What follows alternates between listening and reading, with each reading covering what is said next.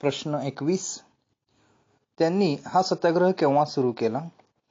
23 April 1930 रोजी सत्याग्रह सुरू केला. प्रश्न 22. हा सत्याग्रह किती दिवस चालू होता? हा सत्याग्रह आठवडाभर चालू होता. प्रश्न 23. सरकारने कशाचा आदेश दिला? सत्याग्रहींच्यावर गोळीबार करण्याचा आदेश दिला. प्रश्न 24. हा आदेश सरकारने कोणाला दिला होता? गढवाल फलटणीला हा आदेश दिला होता. प्रश्न 25. गढवाल फलटणीचे अधिकारी कोण होते? चंद्रसिंग ठाकूर. प्रश्न 26. त्यांना न्यायालयाने जबर शिक्षा का दिली? त्यांनी गोळीबार करण्यास नकार दिला म्हणून. प्रश्न 27. गांधीजींना केव्हा अटक झाली? 4 मे 1930 रोजी. प्रश्न 28. देशभर कोणते सत्र सुरू झाले? दडपशाहीचे सत्र सुरू झाले. प्रश्न 29. सोलापूरमधील सत्याग्रहात कोण आघाडीवर होते? सोलापूरमधील सत्याग्रहात गिरणी कामगार हे आघाडीवर होते. प्रश्न 30. सोलापुरात केव्हा हरताळ पाळण्यात आला? 6 मे 1930 रोजी हरताळ पाळण्यात आला. प्रश्न 31. मोर्चावर गोळीबार करण्याचे आदेश कोणी दिले? तत्कालीन कलेक्टरने आदेश दिले.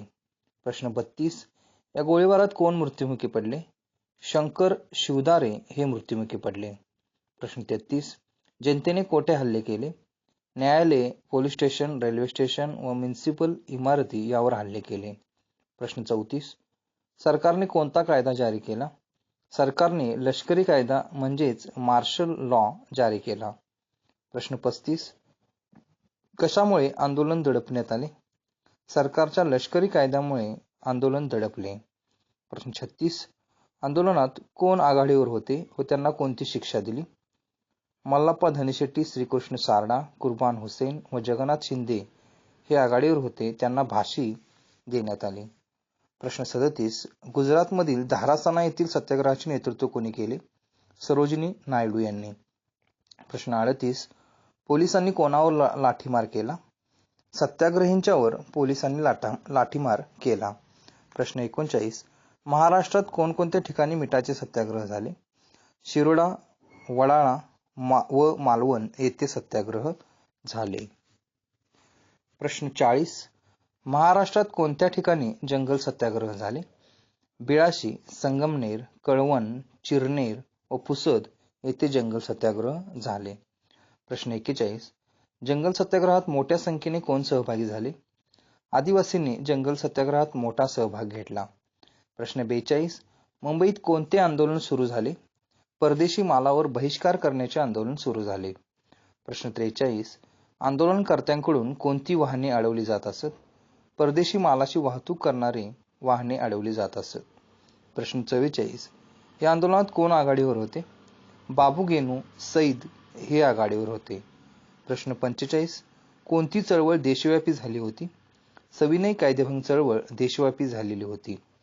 प्रश्न 46. या चळवळीचे नेतृत्व कोणत्या स्त्रियांनी केले? कस्तुरबा गांधी, कमलादेवी चट्टोपाध्याय, अवंतिकाबाई गोखले, लीलावती मुन्शी, हंसाबेन मेहता या स्त्रिया या चळवळीत सहभागी होत्या. प्रश्न 47. ही चळवळ कोणत्या पद्धतीने पार पडली? अहिंसक पद्धतीने चळवळ पार पडली. प्रश्न 48.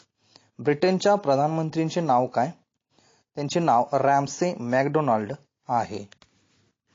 प्रश्न 49. त्यांचे काय मत होते? त्यांचे मत होते की सविनय कायदेभंग आंदोलन सुरू असताना भारताशी संबंधित घटनात्मक प्रश्नांचा विचार करावा.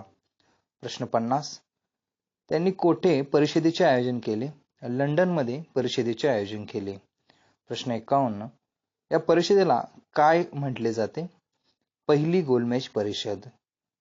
प्रश्न 52. किती गोलमेज परिषदांचे आयोजन करण्यात आले? 3 गोलमेज परिषदांचे आयोजन करण्यात आले.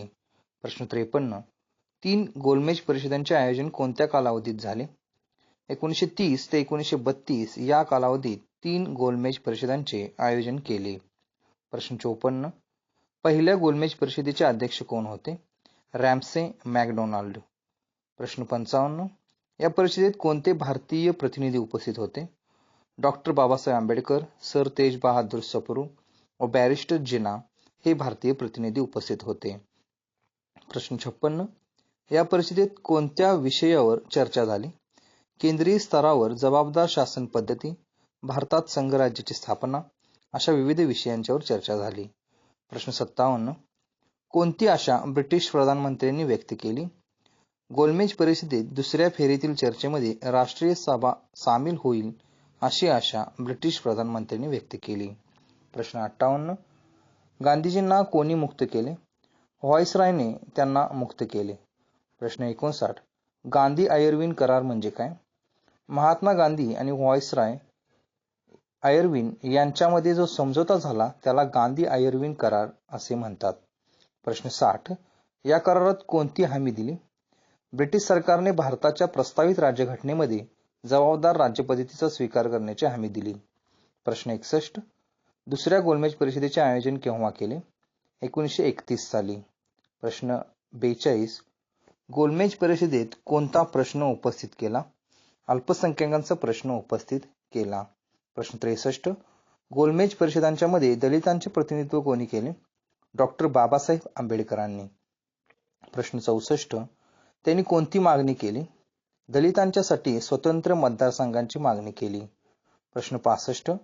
जातीय निवाडा कोणी जाहीर केला? रॅमसे मॅकडोनाल्ड यांनी. प्रश्न 66. पुणे करार केव्हा झाला? 1932 मध्ये पुणे करार झाला. प्रश्न 67.